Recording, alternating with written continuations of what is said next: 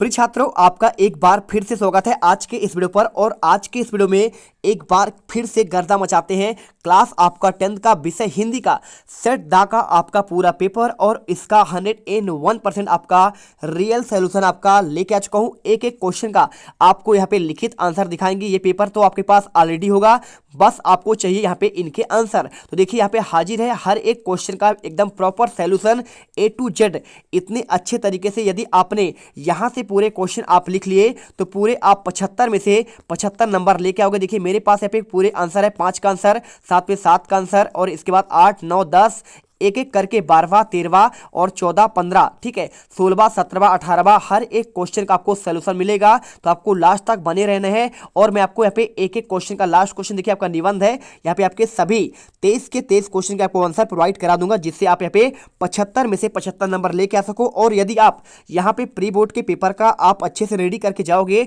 तो वार्षिक के पेपर में भी आप यहाँ पे टॉपर्स बनोगे। तो चलिए इस वीडियो को शुरू करते हैं। जो भी छात्र पहली बार विजिट कर रहा है वीडियो को दिल से लाइक करें, साथ में आपको चैनल को सब्सक्राइब कर लेना है, ठीक है। अगर बात करूं इस पेपर का, सबसे पहले आपका यहाँ पे आता है आपका सही विकल्प के क्वेश्चन। देखिए सबसे पहले क्वेश्चन क्या लिखा गया यहाँ पे, आपको क्वेश्चन देख लो एक बार। यहाँ पे आपके प्रयोगवाद के कवि कौन है? अज्ञेय है, महादेव वर्मा है, जयशंकर प्रसाद। तो वैसे तो आपको इसका आंसर आपका अज्ञेय होगा, लेकिन आपको मैं आंसर लिखे दिखाऊंगा। एक बार पहले आप इन्हें देख लो क्या लिखा है। देखिए सूरदास भक्ति काल को किस शाखा कवि है? तो सूरदास हमेशा क्या है, देखिए सूरदास कृष्ण भक्ति के आपके शाखा के कवि हैं। साथ में बात करूं दोहा और छंद, द्वितीय और चतुर्थ चरण में कितनी मात्राएं होती है? जानते हैं कितना होता है? देखिए द्वितीय और चतुर्थ में हमेशा आपका यहाँ पे 11 आपका मात्राएं होता है। और इसके बाद देखिए क्वेश्चन, नेताजी की मूर्ति तैयार करने वाले मूर्तिकार का नाम क्या था? आपका यहाँ पे देखिए आपका मोतीलाल लिखा हुआ है या फिर किशोरी लाल। सभी के आंसर चलिए देते हैं। क्वेश्चन आपका यहाँ पे 6 क्वेश्चन है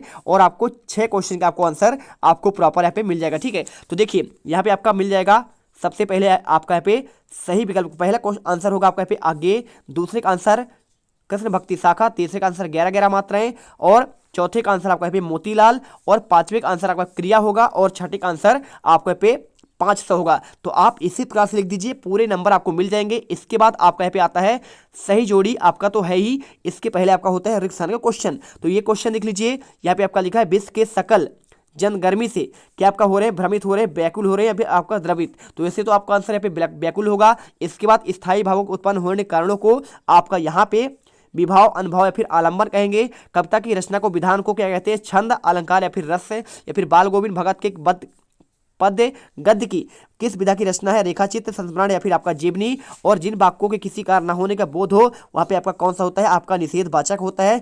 इसके बाद सिलीगुड़ी हमारे साथ आपका यहाँ पे कौन नदी पर बना हुआ? तीस्ता, नेवज या फिर ताप्ती। चलिए आपको यहाँ पे सारे के आंसर एक एक करके दिखाते हैं। तो देखिए आपको यहाँ पे रिक्सन का पहले का आंसर आपको यहाँ पे व्याकुल करना है आपको। इसके बाद दूसरे का आंसर विभाव, तीसरे का आंसर आपको यहाँ पे छंद करना है, चौथे का आपका यहाँ पे रेखा चित्र करना है और पांचवे का आंसर आपको विधानवाचक और छठे का आंसर आपका यहाँ पे तीस्ता नदी, ठीक है। तो आप आंसर इसे अच्छे से कर लो। इसके बाद आपका यहाँ पे आता है सही जोड़ी के क्वेश्चन। देखिए सही जोड़ी आपका दिया गया है यहाँ पे आत्मकथ्य कवि। तो आप ये क्वेश्चन देख लो सही जोड़ी के। अगर मैं इनके आंसर की बात करूं तो देखिए आपका यहाँ पे क्वेश्चन पहले देख लो, आत्मकथा कविता कौन सा है? 16 मात्राएं किसमें होती है? तो 16 मात्राएं आपका यहाँ पे चौपाई छंद में होता है। उपन्यास के कितने तत्व होते हैं? 6 होते हैं।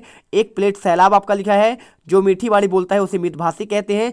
सना सना हाथ जोड़ी मधु कंकरिया का आपका ये है। और इसके बाद देखिए आपका यहाँ पे, चलिए सभी के आंसर आपको एक एक करके दिखाते हैं। तो आपको आंसर देखिए आपको ये मिल जाएगा। पहले का आंसर जयशंकर प्रसाद, दूसरे आपको मिलाना है आपको चौपाई छंद से, तीसरे को मिलाना है आपको छंद से और चौथा आपको मिलाना है मनु भंडारी से, पांचवें को मिलाना है मधुभाषी से और इसके बाद छठे को मिलाना है आपको मधु कंकरिया से, ठीक है। तो यानी आपका मतलब क्या हुआ? पहले आपको यहाँ पे जयशंकर को और इसके बाद देखिए ये आपका, देखिए पहला आपका यहाँ पे आपको मिलाना है जयशंकर प्रसाद से, ठीक है। और इसके बाद आपका 16 मात्राएं मिलाना है चौपाई छंद से। उपन्यास के तत्व आपका 6 होंगे। एक प्लेट सैलाब आपका पे मनु भंडारी का है और जो मीठी वाली बोलता है इसे मितभाषी कहते हैं और सना सना हाजोड़ी मधु कंकरिया, आपका ये हो जाएगा। इसके बाद आपका पे एक वाक्य में उत्तर पूछा गया है। तो ये क्वेश्चन देख लो। अगर मैं इनके आंसर की बात करूँ, मुख्य गायक की आवाज़ कैसी होनी चाहिए? तो आपका ये क्वेश्चन, आलंबन के कितने आपके अंग होते हैं? उद्दीपन होता है कि नहीं होता है? और इसके बाद संस्कृत व्यक्ति से क्या आशय है? किस समास में दोनों पद प्रधान होते हैं? तो आपका द्वंद्व में होता है। आम के आम गुठलियों दाम लुकोक्ति का आपको अर्थ बताना है। सातवें, माने भोलेनाथ के घाव पर क्या लगाया? चलिए आपको यहाँ पे आंसर इनके देते हैं। तो इनका आंसर देखिए आपको यहाँ पे आपको ये मिल जाएगा। पहले का आंसर आपका स्वरभाषी या फिर आप इसे मधुर भाषी भी लिख सकते हैं आंसर। इसके बाद देखिए दूसरा स्थायी भाव, विभाव, अनुभाव और आपका संचारी भाव, आपका ये हो जाएगा। और तीसरे का आंसर देखिए आपको यहाँ पे मैंने बता दिया था। चौथे का आंसर आपका यहाँ पे देखिए द्वंद्व समास। और पांचवें का आंसर आपका यहाँ पे आम के आम गुठलियों के दाम, आपका मतलब होगा दोहरा लाभ। और लास्ट में घाव पर क्या लगाया, आपका हल्दी लगाया, ठीक है। इसके बाद क्वेश्चन देखिए आपका यहाँ पे ये मिल जाएगा। इसके बाद देखिए आपका संस्कृत व्यक्ति से क्या सा है, तो आपका यहाँ पे क्या है, संस्कृत का व्यक्ति से मतलब आपका यहाँ पे सुशील व्यक्ति कहलाता है। और इसके बाद देखिए सत असत वाले क्वेश्चन आते हैं, तो इससे आपको कैसे करना है। देखिए फसल हमें कविता कृषि कविता से करीब ले जाती है, तो आपका यहाँ पे सत होगा। और इसके बाद देखिए क्या, किसी वस्तु का बढ़ा चढ़ाकर वर्णन क्या आपका अन्योक्ति अलंकार होता है। तो देखिए जिसमें आपका यहाँ पे बढ़ा चढ़ाकर वर्णन किया जाए तो आपका भी अतिशयोक्ति अलंकार होता है। तो आपको ये तो आपका सत्य होगा, है ना। बिस्मिल्लाह खाने बांसुरी वादन के लिए जाने जाते हैं, तो आपको ये बताना पड़ेगा। साथ में दो पदों के मेल को क्या आपका संधि कहते हैं, तो पद नहीं होता है, वर्णों का मेल आपका संधि होता है, आपका सत्य करना पड़ेगा। गंतोक का आपका क्या अर्थ, आपका पहाड़ होता है। और आगे विज्ञान के विद्यार्थी रहे हैं। चलिए आपको दिखाते हैं सभी के आंसर। देखिए आपका आंसर आपको यहाँ पे ये मिल जाएगा। यह देखिए सत्य, पहला का आपको देखिए सत्य होगा, दूसरे का सत्य, तीसरे का भी आपका असत्य होगा, चौथे का आपका सत्य होगा, पांचवे का आपका सत्य और छठे का आपको यहाँ पे असत्य करना पड़ेगा। इसके बाद आपका आता है क्वेश्चन आपका अगला। देखिए क्वेश्चन नंबर आपका यहाँ पे दिया गया है 6 नंबर, हिंदी पद्य साहित्य का कितने काल में विभाजित किया गया है और प्रगतिवाद के दो कवियों के आपको नाम। तो इन दोनों में से आपको आंसर कौन सा करना है। या फिर क्वेश्चन 7 देखिए, सूरदास अथवा सूर्यकांत त्रिपाठी निराला के काव्यगत आपको विशेषता बतलानी है। और गोपियों ने उद्धव को भगवान कहने पर क्या आपका व्यंग निहित है। राम लक्ष्मण परशुराम संवाद के आधार पर आपको यहाँ पे इसके आपको बताना है। चलिए आपको आंसर दिखाते हैं। तो क्वेश्चन देखिए आपका यहाँ पे ये रहा आपका क्वेश्चन 6 का आंसर, प्रगतिवाद का आपके दो कवि के नाम और उनकी आपका रचना है, ठीक है। सुमित्रानंदन पंत का हो जाएगा युगबाणी और सूर्यकांत त्रिपाठी निराला का आपका यहाँ पे हो जाएगा कुकुरमुत्ता, ठीक है। इसके बाद देखिए प्रतिवाद के दो कवि और उनकी रचनाएं आपका हो गया। 7वां क्वेश्चन सूरदास या फिर आपका यहाँ पे नागार्जुन की बात कर रहा है, तो आपका यहाँ पे देखिए सुमित्रानंदन पंत की। देखिए सूरदास का दिया गया है रचनाएं, सूरदास सुरसारावली और भाव पक्ष आपको दिया गया है, आप इसे कर लीजिए पूरा। और इसके बाद आपको यहाँ पे करना है क्वेश्चन आंसर पूरा हो गया ना, भाव पक्ष आपको ये आंसर करना पड़ेगा। इसके बाद क्वेश्चन देखिए 8वां पूछा गया था, इसमें गोपियों ने उद्धव को भगवान क्यों कहा है। तो इस व्यंग का भाव आपका छिपा हुआ कि उद्धव तो मथुरा के श्रीकृष्ण के साथ रहते थे, फिर भी उन्हें हृदय में पूरी तरह से प्रेमहीनता ही थी, यानी उन्हें कोई प्रेम नहीं हुआ, वे प्रेम के बंधन से पूरी तरह मुक्त थे, उनका मन किसी भी प्रेम में डूबता भी नहीं था, श्री कृष्ण के निकट रहकर भी उनका प्रेम भाव आपका वंचित था। क्वेश्चन 8 का आंसर हो गया। इसके बाद देखिए क्वेश्चन अगर 9 की बात करूँ तो क्वेश्चन 9 में देखिए आपका यहाँ पे ये दिया है, कविता का शीर्षक उत्साह क्यों रखा गया, या फिर फसल को हाथों के स्पर्श की गरिमा को लेकर आपको यहाँ पे नागार्जुन ने क्या आपका व्यक्त किया है। क्वेश्चन 10 में देखिए काव्य की परिभाषा या फिर आपको करुण रस की परिभाषा आपको बताना है, वर्णिक छंद या फिर आपको मानवीकरण आपको अलंकार बताना है। दो में से आपको एक ही आंसर करना है। इसके बाद क्वेश्चन देखिए आपका यहाँ पे 12वां का दो कहानीकार के नाम या फिर जीवनी और आत्मकथा में आपको अंतर, स्वयं प्रकाश या फिर आपका मन्नू भंडारी का दो रचनाएं और आपके पे भाषा शैली करना है, ठीक है। और या फिर सेनानी न होते हुए भी चश्मे वाले के लोग कैप्टन क्यों कहते थे, अब ये क्वेश्चन। और बाल गोविंद भगत के व्यक्तित्व का आपका वेशभूषा अपने शब्दों में आपको लिखना है। चलिए एक एक करके इनके आंसर देते हैं, ठीक है। तो सबसे पहले बात करूँ 8वां का आंसर देखिए आपको मिल गया। इसके बाद आपका पे 9 उत्साह कब तक आपको पे बताना है। देखिए आपको शीर्षक उत्साह क्यों रखा गया, तो आपको आंसर ये कर देना है अच्छे से। क्वेश्चन देखिए 9 का आंसर। इसके बाद आपका पे 10 का आंसर आता है करुण रस की आपका परिभाषा, ठीक है। आप एक लिख लो पूरा आंसर, देखिए पूरा आपको इसमें लिखा गया है। इसके बाद क्वेश्चन देखिए आपका पे 11वां आता है मातृक छंद और आपका पे वर्णिक छंद का आपको आंसर आपको लिखना है। तो मातृक छंद का आपका ये हो जाएगा और आपका यहाँ पे वर्णिक छंद का आपका यहाँ पे ये आंसर होगा, ठीक है। आप इसे कर लो पूरा आंसर लिख लीजिए। और इसके बाद क्वेश्चन देखिए आपका होने के बाद क्वेश्चन 12वां आपको आत्मकथा और जीवनी में आपको अंतर करना है। तो देखिए आत्मकथा का पहला पॉइंट और इसका आपका जीवनी का पहला पॉइंट हो गया, और इसके बाद आपका पे दूसरा पॉइंट और आपका पे दूसरा पॉइंट, ठीक है, ये कर लीजिए। इसके बाद आपका आता है 13वां क्वेश्चन। आपको यहाँ पे देखिए भाषा शैली बात कर रहा है, लेखक अपनी कहानियों या फिर उपन्यास में भाषा और शिल्प की आपका सादगी का प्रमाणिक अनुभूति मिलती थी, आपको ये आंसर पूरा कर लेना है। और उनकी आपको रचनाएं देखिए स्वयं प्रकाश आपको यहाँ पे इसमें किसकी बात कर रहा था, या फिर आपको यहाँ पे मन्नू भंडारी का। तो आपका है देखिए ये आपका मन्नू भंडारी का है, तो आप इसे मन्नू भंडारी के रूप में आप इसे आंसर कर लेंगे, ठीक है। इसके आधार पर 13 का आंसर। और इसके बाद क्वेश्चन देखिए 14 का आंसर चश्मे वाला सेनानी आपका नहीं था, फिर भी वह रोज क्या करता था, यहाँ पे क्या आपको सहाय करता था चौराहे पर। तो यहाँ पे आपको देखिए इसका आंसर पूरा आपको मिल जाएगा, पूरा आंसर आप इसे कर लो। इसके बाद देखिए उसे कैप्टन कर कर लोग क्यों बुलाते थे, तो आपका ये आंसर मिल गया। इसके बाद क्वेश्चन देखिए आपका 15 का आंसर, लेखक के आपके जीवन पर क्या प्रभाव पड़ा। तो आपको देखिए आंसर पूरा आपको 15 का आंसर आपको ये मिल जाएगा, पूरा आंसर इसे कर लीजिए। देखिए पूरा आंसर यहाँ तक होगा। इसके बाद आपका देखिए क्वेश्चन नंबर आपका 16 का होता है। 16 में आपको 8वां क्वेश्चन है, संधि और समास में आपको अंतर लिखना है। दो वर्णों का आपका योग को यहाँ पे आपको संधि कहते हैं, और समास दो पदों आपका मेल का होता है। आप ये कर लो, संधि की तुलना आपका संधि विच्छेद कहलाता है, और समास का तुलना आपका पे समास आपका विग्रह कहलाता है। आप इसे करिए। देखिए क्वेश्चन देख लीजिए पहले 16 का, और ये आपका क्वेश्चन हो जाएगा। और क्वेश्चन देखिए आपको यहाँ पे 16 का आंसर मैंने आपको यहाँ पे इसका दे दिया, लेखक मन्नू भंडारी के व्यक्तित्व पर क्या प्रभाव पड़ा। तो आप इसका आंसर आपको मिल गया 15 का आंसर। ठीक है, अगर आपको 15 का आंसर आपको यहाँ पे, और इसका देखिए साहित्यिक विशेषता की बात कर रहा है, तो आप यहाँ पे 2 रचनाएं और आपका भाषा शैली, आपका इसका आंसर आपको ये था।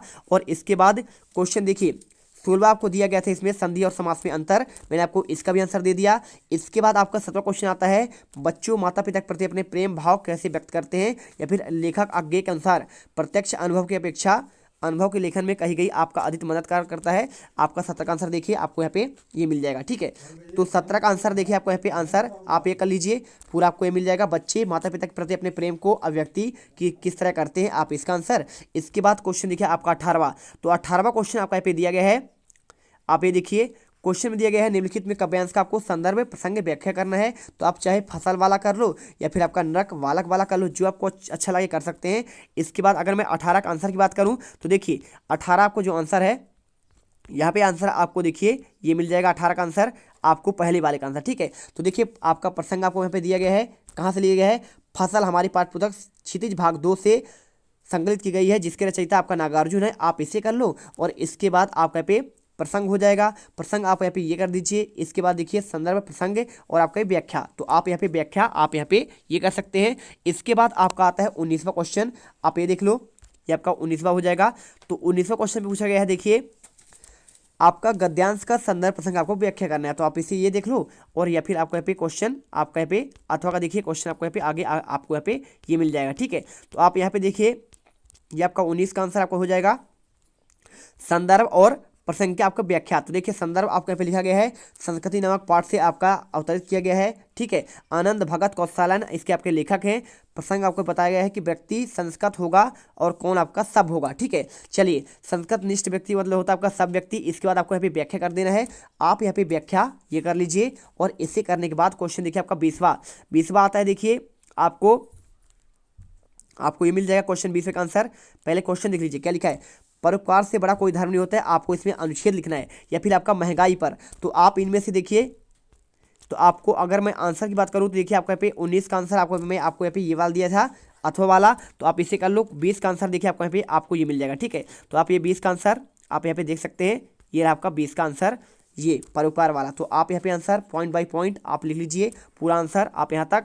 इसके बाद आपका यहाँ पे आता है देखिए आपका इसका आंसर। ठीक है, कौन सा आपका ये गद्य वाला आता है। तो यहाँ पे आपका इसका गद्य क्या होगा आपको ये बताना है। साथ में आपका कुटिया में कौन आया था, तो सवरी की कुटिया में कौन आया था, तो राम आए थे।